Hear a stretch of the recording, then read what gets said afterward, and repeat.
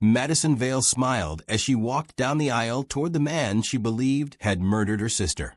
The chapel was full of white roses, crystal chandeliers, old money, and people pretending they did not know how many secrets could fit inside one Southern family.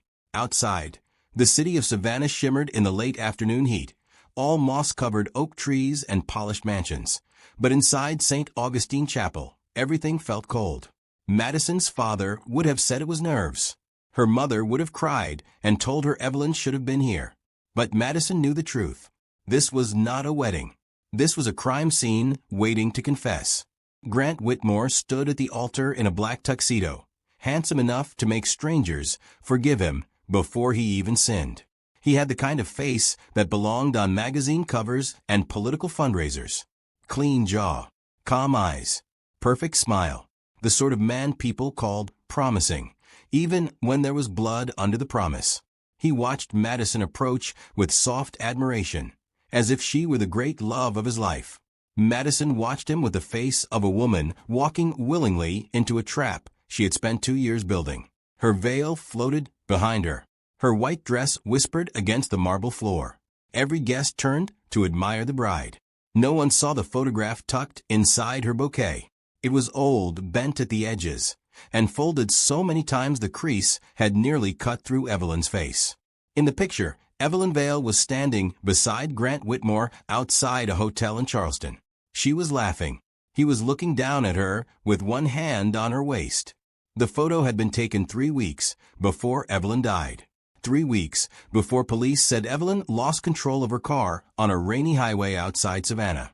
3 weeks before Madison stood in a morgue and saw bruises on her sister's wrist that no one wanted to explain. For 2 years, Madison had kept that photograph hidden. First inside a Bible, then inside a shoebox, then inside the lining of the wedding bouquet she now carried toward the man who thought he had gotten away with everything. Grant's smile widened when she reached him. "You look beautiful," he whispered. Madison smiled back. "So do lies," she wanted to say. Instead, she lowered her eyes like a shy bride. "Thank you." The minister began. "Dearly beloved, we are gathered here today." Madison heard almost none of it. She heard Evelyn's voice. "Maddie, if anything ever happens to me, don't let them make you feel crazy." That was what Evelyn had said the last time Madison saw her alive. They had met at a diner off Abercorn Street at 11:30 at night. Evelyn had worn sunglasses even though it was dark outside. Madison had teased her at first, asking if she was hiding from paparazzi. Then Evelyn had removed the glasses. There was a bruise under her left eye. Madison stopped laughing. "Who did that to you?" she asked. Evelyn looked around the diner before answering. "I made a mistake," she said. "With who?" Evelyn's hands shook around her coffee cup. "With someone whose family owns half this city." Madison had pressed her, begged her, demanded a name. But Evelyn only kept looking at the diner window like she expected someone to appear outside it. Then she slid a small silver key across the table. "If I don't call you by Friday," Evelyn said, "go to the storage unit on Wheaton Street. Unit 114. Everything is there." Everything what? The truth. But Friday never came. Evelyn died on Thursday night. The police report called it a tragic accident. Madison called it murder. At the altar, Grant gently squeezed her hand. Madison returned to the present. "Do you, Grant William Whitmore, take Madison Claire Vale to be your lawfully wedded wife?" Grant looked at her like she was precious. "I do." A soft sigh moved through the chapel. Madison could feel Grant's father watching from the front row. Richard Whitmore sat with perfect posture, silver hair, expensive suit, and eyes like locked doors. He had not smiled once during the ceremony. Not when Madison entered. Not when Grant took her hand. Not even when the guests whispered about how beautiful the couple looked together. Richard Whitmore did not look like a proud father. He looked like a man supervising a transaction. Madison knew men like Richard. Savannah was full of them. Men who built fortunes on handshakes, secrets, and things buried under golf courses. Men who served on hospital boards and charity committees while destroying anyone who became inconvenient. Evelyn had become inconvenient, and Madison had spent 2 years making herself useful. First, she took a job at an art foundation where Grant served as a donor. Then she made sure they met at a fundraiser. She let him see her laughing near the champagne table. Let him approach. Let him ask her name, even though she knew he already knew it. Madison Vale, the dead woman's sister. He had pretended not to recognize her. That was the first confirmation. A guilty man rehearses surprise. Over the next 18 months, she became everything Grant Whitmore wanted. Elegant, soft-spoken, grateful, just wounded enough to need rescuing. When he asked about Evelyn, Madison lowered her voice and said the accident had nearly destroyed her family. Grant touched her hand and said, "I'm sorry. I remember hearing about that. Remember hearing about it." As if he had not caused it. As if he had not stood in a Charleston hotel parking lot with Evelyn 3 weeks before she died. As if Madison had not found the photograph in the storage unit beside a flash drive, a torn hotel receipt, and Evelyn's handwritten note. "If I disappear, start with Grant." Now inside St. Augustine Chapel, the minister turned to Madison. "Do you, Madison Claire Vale, take Grant William Whitmore to be your lawfully wedded husband?" For 1 second, Madison looked past Grant. She imagined Evelyn standing at the back of the chapel, arms crossed, giving her that look she always gave when Madison was about to do something dangerous. "Girl, you better know what you're doing." Madison tightened her grip on the bouquet. "I do," she said. The words slipped out clean and calm. A vow, a lie, a sentence. When the minister pronounced them husband and wife, the chapel erupted in applause. Grant leaned in to kiss her. Madison let him. His lips were warm. His hand was gentle at her waist. To everyone watching, it looked romantic. To Madison, it felt like pressing her mouth against a loaded gun. At the reception, the Whitmore estate glittered like a palace, pretending not to be a fortress. The mansion sat behind iron gates on 5 acres of manicured lawn, with old oak trees bending over the driveway and security cameras hidden beneath the eaves. Waiters passed champagne. A string quartet played near the fountain. Guests laughed under hanging lights, as if the night had been designed by wealth itself. Madison moved through it all like a ghost in lace. She hugged women who called her darling. She thanked men who smelled like cigars and money. She danced with Grant while cameras flashed.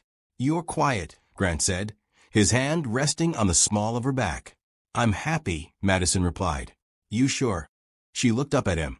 "Are you?" Something flickered behind his eyes. It was small, almost invisible. But Madison had trained herself to notice small things. Grant smiled. Happiest man in Georgia. Across the room, Richard Whitmore raised a glass without drinking from it. Madison saw Grant notice his father. His shoulders tightened. Interesting, she thought. The first crack in Grant Whitmore had always been his father. Later, after the cake was cut and the speeches were given, Madison stepped into the mansion's library to catch her breath. The room smelled of leather, old books, and power. Portraits of Whitmore men lined the walls, each one looking as if he had personally invented judgment. Madison closed the door behind her and pulled the folded photograph from her bouquet. For a moment, she simply stared at Evelyn's face. Her sister had been 31 when she died. Loud laugh. Red lipstick. Fearless in a way Madison used to envy. Evelyn had been the kind of woman who could walk into any room and make men nervous without even trying. But in the final weeks of her life, that brightness had dimmed. Madison remembered the bruised eye, the shaking hands, the silver key, the warning. "Don't let them make you feel crazy." "I won't," Madison whispered. Then a voice behind her said, "Talking to someone?" Madison turned. Grant stood in the doorway. His smile was still there, but it had changed. His eyes had dropped to the photograph in her hand. For 3 seconds, neither of them moved. Then Madison folded the photo quickly and slipped it into her palm. "It's Evelyn," she said. Grant's expression softened too fast, too practiced. "I'm sorry," he said. "Today must be hard without her." Madison studied him. "Yes," she said. "It is." Grant stepped into the room and closed the door behind him. The click of the latch sounded louder than it should have. "You never talk much about her," he said. Madison forced a sad smile. "Neither do you." Grant paused. "What does that mean?" She walked to the window, giving herself 2 seconds to steady her breathing. "It means everyone in Savannah knew Evelyn," she said. "But whenever I mention her, you act like she was a stranger." Grant came closer. "I didn't know her well." Madison turned back to him. That was the lie she had waited 2 years to hear again. Not because it surprised her. Because tonight she was finally ready to punish it. Before she could answer, a sharp knock came at the library door. Grant looked annoyed. "What?" The door opened. Richard Whitmore stood on the other side. He did not look at Grant first. He looked at Madison, then at her closed fist, then back at her face. "Madison," he said smoothly, "welcome to the family." There was something in the way he said family that made it sound less like love and more like ownership. Madison smiled. "Thank you, Richard." His eyes narrowed slightly. "Grant," Richard said, "a word." Grant's jaw tightened. "Now." "Yes." Madison watched them exchange a look. It was brief but loaded. Fear on Grant's side. Command on Richard's. Grant leaned toward Madison and kissed her cheek. "I'll be right back." When the men left, Madison waited 5 seconds.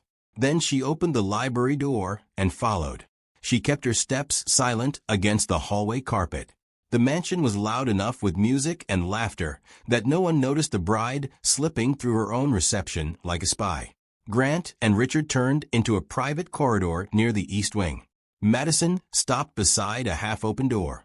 Richard's voice came low and furious. "I told you to keep her away from this house." Grant answered, "She's my wife now. She is Evelyn Vale's sister. I know who she is." "Do you?" Richard snapped. "Because if you did, you wouldn't have brought her into this family. You wouldn't have put that girl in front of every camera in Savannah. And you sure as hell wouldn't be looking at her like you forgot what happened last time." Madison's blood went cold. "Last time." Grant said something too quietly for her to hear. Richard's voice dropped even lower. "Listen to me carefully. If Madison finds out what really happened to Evelyn, she will not just destroy you." A pause. "She will find out what happened to the first one." Madison stopped breathing. The first one? Her hand tightened around the photograph until the paper bent. For 2 years, she had believed the darkest secret was Evelyn. But on her wedding night, standing barefoot in a mansion hallway, Madison realized something horrifying. Her sister had not been Grant Whitmore's first victim. She had only been the one Madison loved. Madison stood frozen outside the private corridor, her heart beating so hard she could feel it in her throat. The first one. Those 3 words seemed to crawl under her skin. She had prepared herself for lies. She had prepared herself for threats. She had even prepared herself for the possibility that Grant might realize she had married him for revenge before she had enough proof to destroy him. But she had not prepared herself for another victim, another woman, another family, another grave. Inside the room, Richard Whitmore's voice cut through the silence again. "You are reckless," he said. "You have always been reckless." Grant's response was low and sharp. "Don't talk to me like I'm a child." "Then stop behaving like one." Madison leaned closer to the door, careful not to touch it. Grant laughed bitterly. "You think I wanted this? You think I planned to fall in love with her?" Madison's stomach tightened. Fall in love? No. She rejected the words immediately. Grant did not love her. Men like Grant did not love. They possessed. They performed. They destroyed. If he felt anything, it was guilt dressed up as affection. Richard's voice hardened. "You do not get to fall in love with the sister of a woman whose death almost ruined this family." Almost. Madison caught the word. Not whose death devastated us. Not whose death was tragic. Almost ruined this family. That was the Whitmore way. A dead woman was not a dead woman. She was a problem. A scandal. A liability. Grant said something Madison could not hear. Then Richard slammed his hand against the table. Madison flinched. "She had evidence," Richard hissed. "Evelyn had evidence, Grant. She was going to take it to that detective. The only reason we survived that mess is because I cleaned it up before she could drag our name through every news station in the state." Madison pressed her hand against her mouth to keep from making a sound. Detective. He had to mean Detective Owen Mercer. Owen Mercer had been the lead investigator on Evelyn's case before the department quietly moved the file to traffic fatalities and called it an accident. Madison remembered him clearly. Tall, tired eyes, gray at the temples. The kind of man who looked like he had spent too many nights staring at crime scenes no one wanted solved. He had come to Madison's parents' house 4 days after Evelyn died. Madison had cornered him in the driveway and demanded answers. "My sister had bruises," she told him. Detective Mercer had looked toward the house, where Madison's mother was sedated on the couch and her father was speaking to the funeral director. Then he said quietly, "I know." "Then why does the report say accident?" His face had tightened. "Because a report is not always the truth." Madison had stared at him. "Then fix it." "I'm trying." 2 weeks later, Mercer was removed from the case. 3 months later, he resigned from Savannah police. And everyone told Madison to move on. Inside the room, Richard continued. "Do you know what happens if Madison starts asking questions? Do you know what happens if she connects Evelyn to Claire?" Claire. Madison's hand dropped from her mouth. The first one had a name. Claire. Grant's voice changed. "Don't say her name." "Oh, now you have a conscience." "Shut up." "She died too, Grant. Or have you forgotten that part?" I said shut up. For the first time since Madison had known him, Grant Whitmore sounded afraid. Not angry, not guilty, afraid. And that terrified her more than anything. Because fear meant there was something bigger behind the door than one man's secret. Madison stepped back from the door, her mind racing. Claire. She needed to know who Claire was. A girlfriend? A wife? A business partner? Another woman connected to Grant? Another woman Richard had cleaned up? Before she could move away, she heard footsteps. Fast. Coming toward the door. Madison turned and walked quickly down the hallway, lifting the hem of her dress so she would not trip. She slipped into a powder room just as the private door opened behind her. Through the crack, before closed, she saw Grant storm out. He passed the powder room without looking in. His face was pale. Richard followed a few seconds later, calmer, colder. He paused in the hallway as if he sensed something. Madison held her breath. Richard's polished shoes stopped outside the powder room door. For one horrifying moment, she thought he would open it. Instead, he said softly, "You chose the wrong family, Madison." Then he walked away. Madison stayed in the powder room until she could breathe again. Her reflection in the mirror did not look like a bride anymore. Her lipstick was perfect. Her veil was perfect. Her diamond earrings caught the light. But her eyes looked like a woman standing at the edge of a cliff. The plan had been simple. Marry Grant. Get inside the Whitmore estate. Find proof that he killed Evelyn. Turn it over to Detective Mercer, who had already agreed to meet Madison if she found anything real. Destroy Grant publicly. Destroy Richard legally. Walk away. But there was another dead woman now. Claire. And Madison had a horrible feeling that Evelyn's death was not the beginning of the story. It was the middle. A soft knock came at the bathroom door. Madison grabbed a towel and wiped under her eyes even though she had not cried. Madison. Lila Monroe whispered, "Girl, open this door before I break it and ruin these rich people's plumbing." Madison unlocked the door. Lila slipped inside and shut it behind her. She was still wearing her emerald green maid of honor dress, but her heels were in one hand and her phone was in the other. She had been Madison's best friend since college, and the only person alive who knew Madison had not married Grant for love. One look at Madison's face, and Lila's expression changed. "What happened?" Madison's voice came out barely above a whisper. "There was someone before Evelyn." Lila stared at her. "What do you mean, someone?" "A woman named Claire." "Claire who?" "I don't know." Lila glanced toward the door. "You heard this from Grant?" "From Richard. He and Grant were arguing." Lila lowered her voice even more. "Madison, listen to me. You got what you came for. You heard them connect Grant to Evelyn.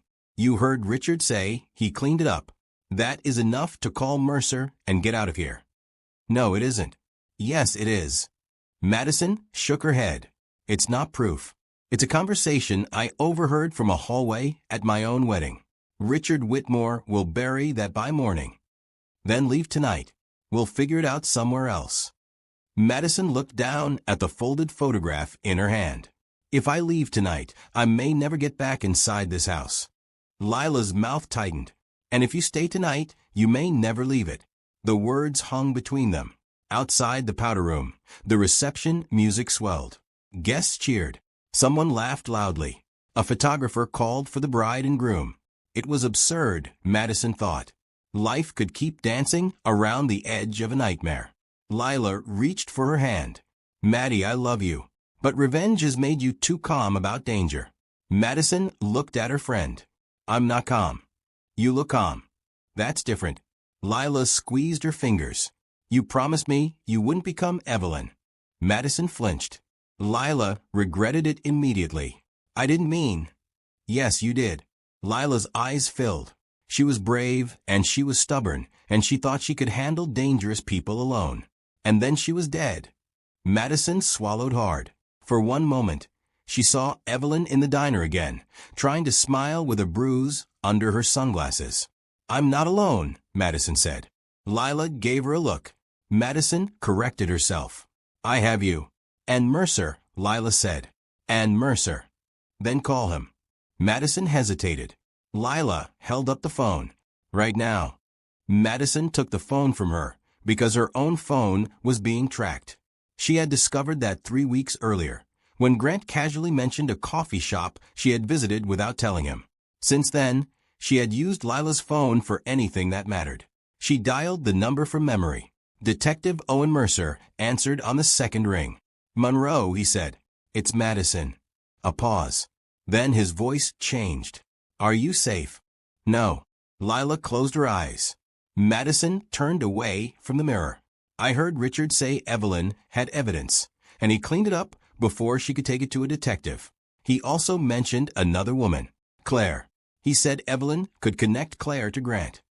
Mercer was silent. Too silent.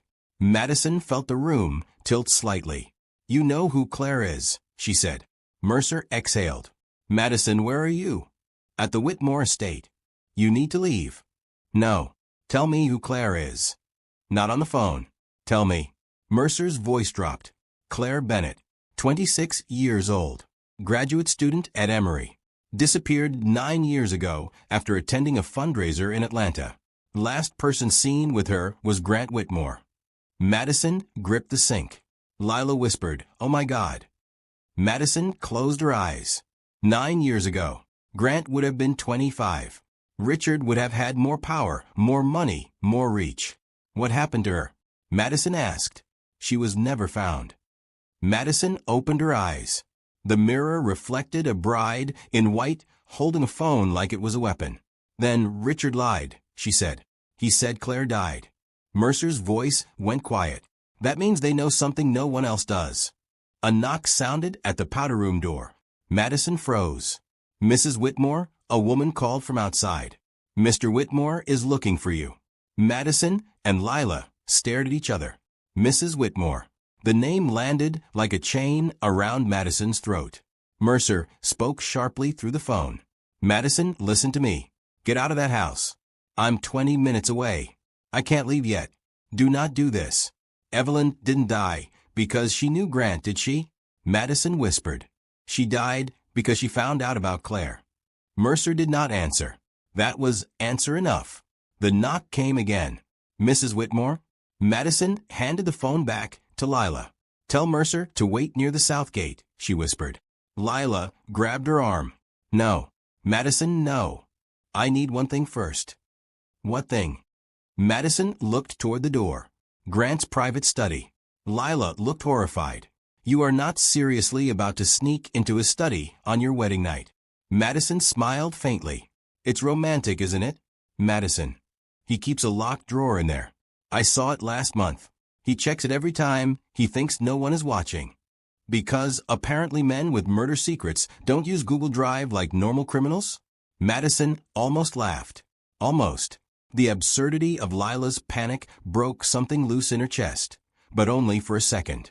Then the door opened a crack. A young housekeeper stood outside, eyes lowered. Mr. Whitmore asked me to bring you upstairs. Madison straightened. The bride returned to her face. "Of course," she said. Lila stepped close to her, smiling for the housekeeper while whispering through her teeth, "I hate this plan." Madison whispered back, "You hate all my plans." Because they usually involve federal crimes or murder mansions. Madison touched her arm. "Southgate, Mercer, 20 minutes. And you?" Madison turned toward the hallway. "I'll be in the room where Grant keeps his secrets." The housekeeper led Madison through the mansion, away from the reception and toward the east wing. The music faded behind them. The laughter became distant. The air changed.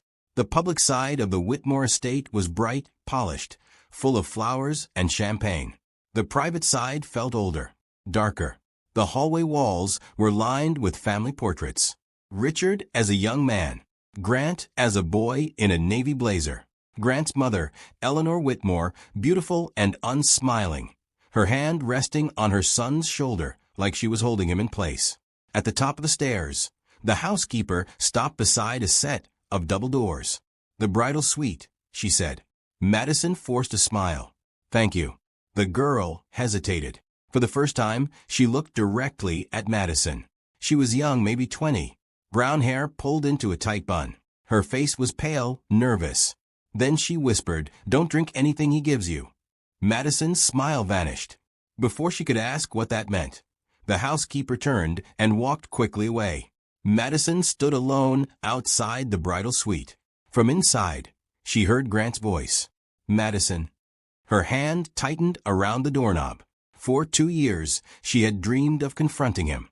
She had imagined shouting Evelyn's name in his face, throwing the photograph at him, watching his mask crack, watching the police take him away while the whole Whitmore family watched their perfect heir become exactly what he was. But now she knew better. Grant was only one door. Richard was another. Claire was another. And somewhere inside this house, behind locked drawers and family portraits and polished Southern charm, there was proof. Madison opened the door. Grant stood near the window with 2 glasses of champagne in his hands. His smile was tender. His eyes were not. "There's my wife," he said. Madison looked at the champagne.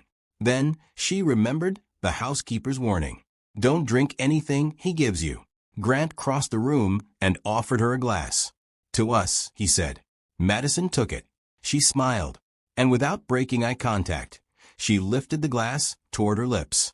Madison lifted the champagne glass slowly. Grant watched her with a smile that did not reach his eyes. "To us," he said again. The room was beautiful in the way expensive rooms often were, too perfect to feel human. Ivory walls, tall windows, fresh white roses arranged in crystal vases, a 4-poster bed dressed in silk sheets, a fireplace burning low despite the warm Georgia night outside. The bridal suite looked like romance. Madison knew better.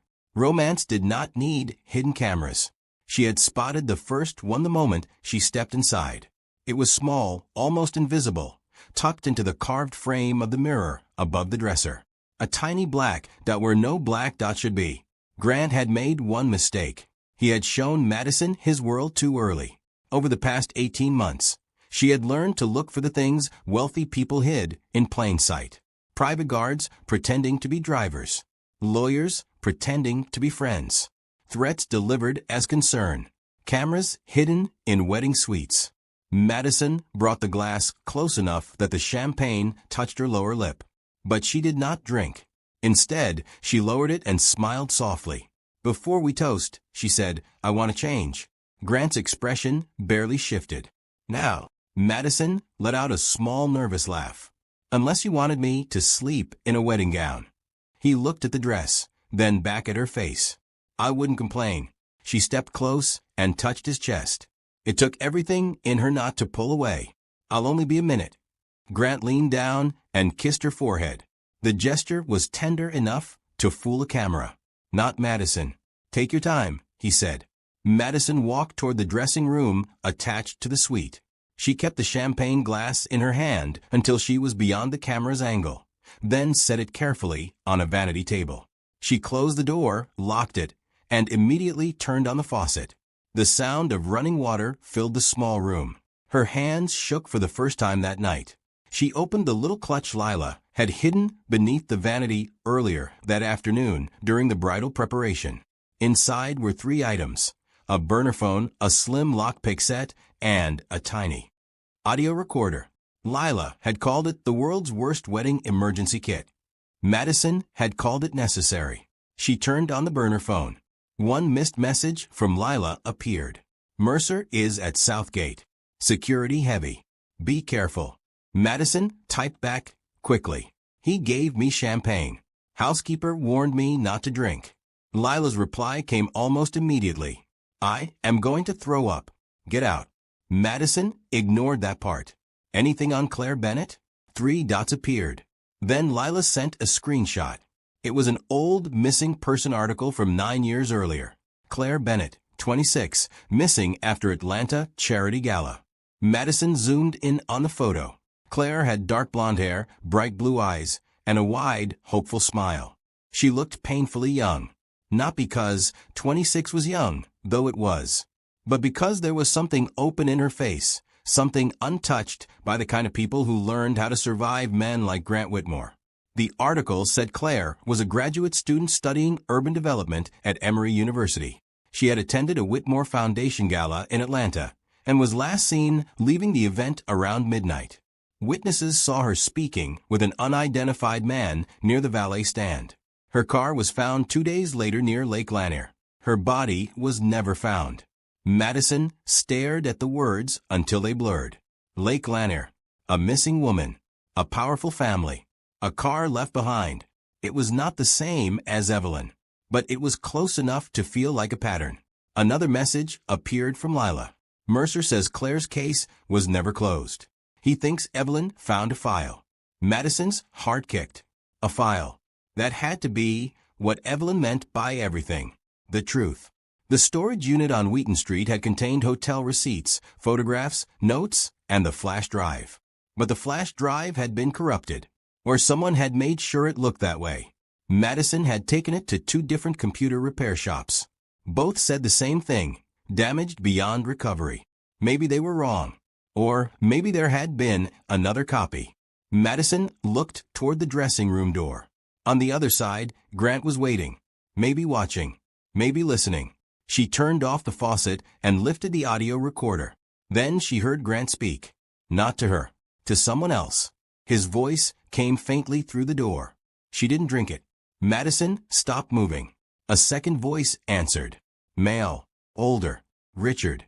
Then stop improvising. I'm not improvising. You married her against my advice. That was improvising.